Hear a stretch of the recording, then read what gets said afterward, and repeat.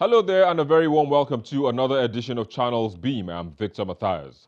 Now, with the Independent National Electoral Commission lifting the ban on presidential and National Assembly campaigns, candidates of political parties are beginning to make moves and woo voters ahead of the election in 2019. For the incumbent president, he says he is taking Nigeria to the next level. However, there have been questions as to what level this will be, and that is our focus on the program today.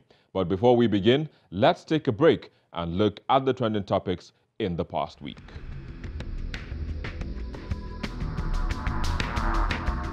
Senate President Bukola Saraki has described as doctored an audio recording which has gone viral on social media. In a series of tweets, his aide said the recording was probably a mix of manipulations that the All Progressives Congress decided to employ for Saturday's by-election held in Kwara State. In the recording, the voice attributed to Saraki was quoted as saying he paid billions to campaign for Muhammadu Buhari as the presidential candidate of the APC in 2015, but got nothing for his efforts.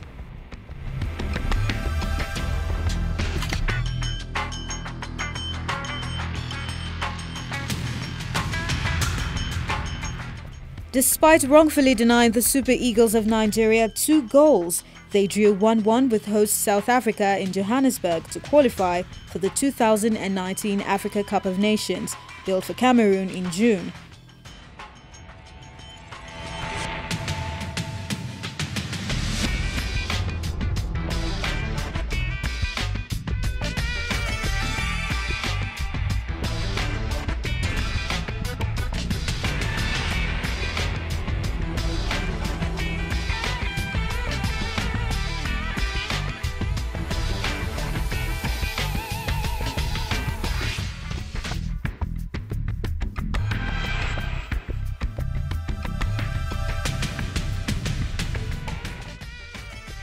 Nigeria's #1 news station, Channels Television, successfully organized a new grassroots development program tagged the Channels Track and Field Classics. Over 1,000 schoolboys and girls under the age of 17 competed and won medals.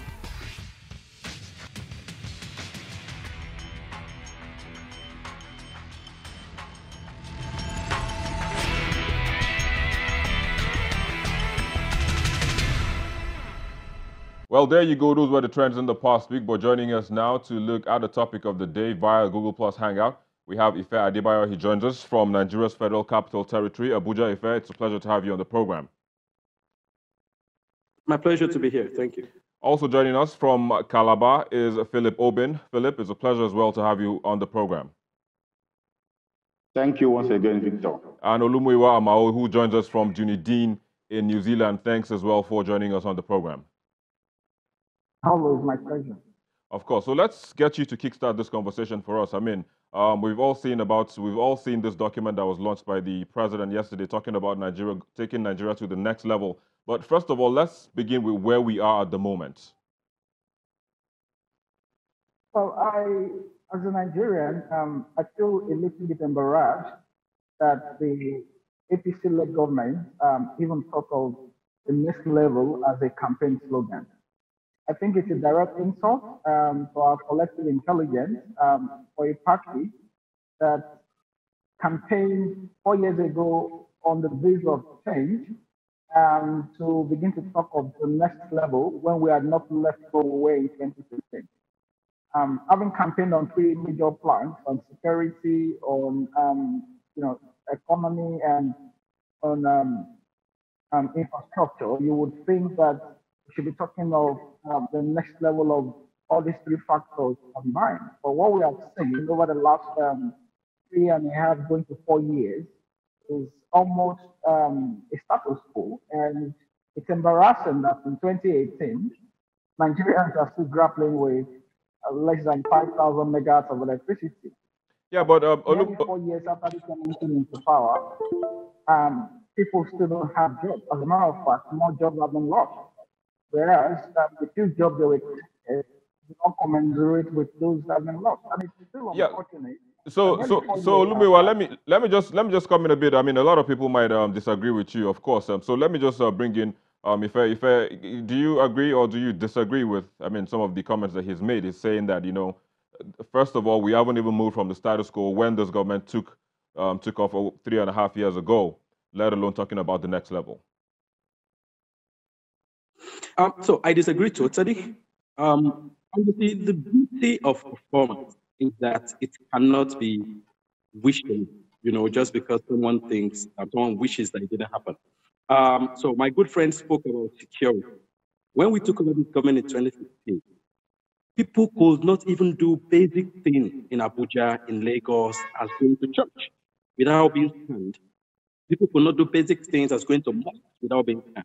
We had military checkpoints everywhere. People could not do anything in the northeast. There were no celebrations in the northeast. Since we came in, Christmas is being celebrated in the northeast. Salah and other Muslim festivities are being celebrated in the northeast. We've not, Boko Haram flags were flying across the country in local governments. We've been able to push them out. Nigeria now has full control of territorial integrity. So if my friend believes nothing has changed, you should go to the northeast and tell them nothing has changed. That people can now walk around peacefully, that people can now go about their businesses peacefully. I have been to Maiduguri about 5 times this year. I've been to Yola probably much more times than that this year. People don't do that before. So anybody that tells you that things have not changed according to security is just somebody who is just acting on wish. They also spoke about infrastructure. Again, if let me just hold you there for a bit.